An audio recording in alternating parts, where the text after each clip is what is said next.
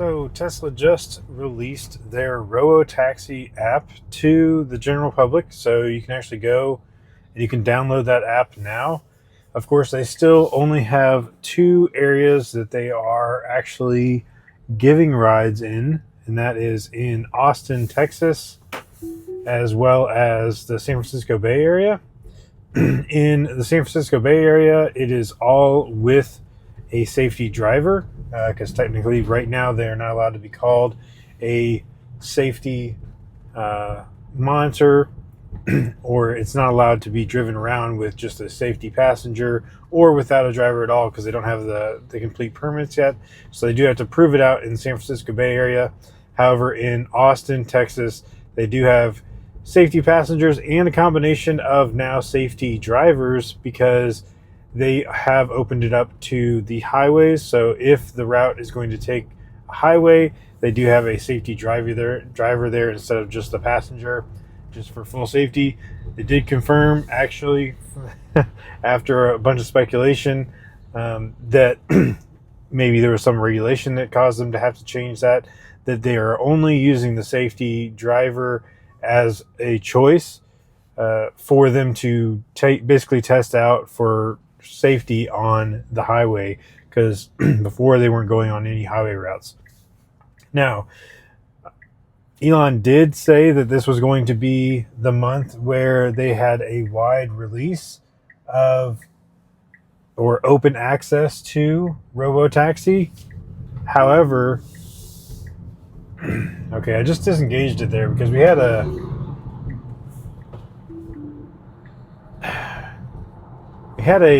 motorcycle. Okay, so it's trying to get all the way over because we're going to do a U-turn. Maybe I shouldn't have disengaged it. Well, anyway, so we were trying to get across two lanes, but I still feel like maybe the motorcycle was too close for it to really go in front of them, or it was kind of rude.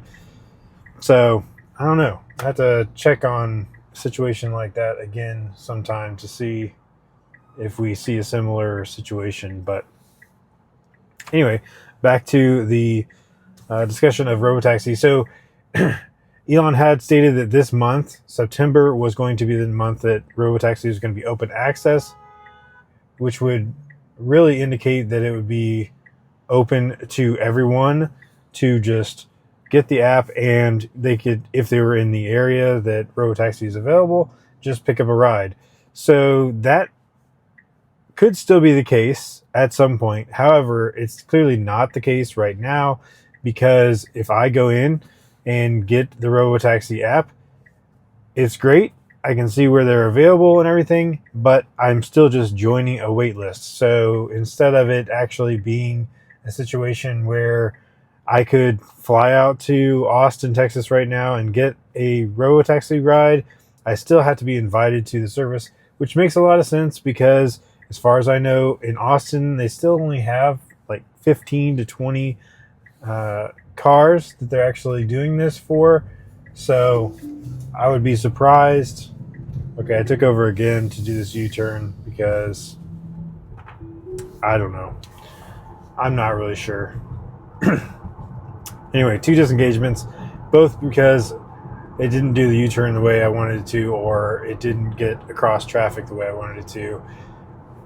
Neither one, I guess, necessarily was a safety disengagement, but still, it's just not actually doing U-turns around this traffic the way I would prefer it.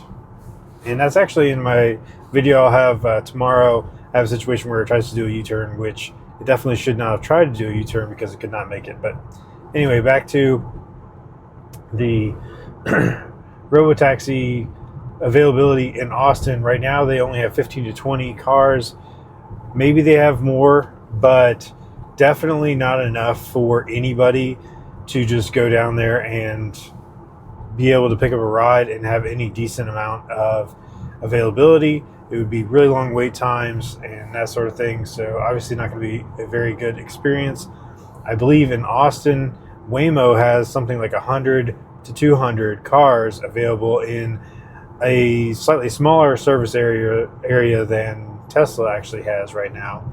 So they would really need to realistically have something like 200 cars to service that area running around in the Austin area. And right now, because they have a either safety passenger or driver, meaning they're going to have a person or an employee in each one of those vehicles, that would be very difficult to have that many at the same time hired just for this month. And I really don't know if they're willing to do that.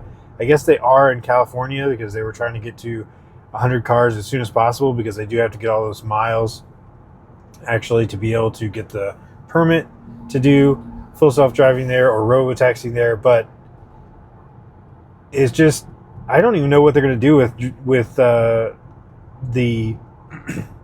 employees that they have for that, because it's almost like temp work, unless they're pulling them from some other part of the company and it's like a temporary assignment to do this.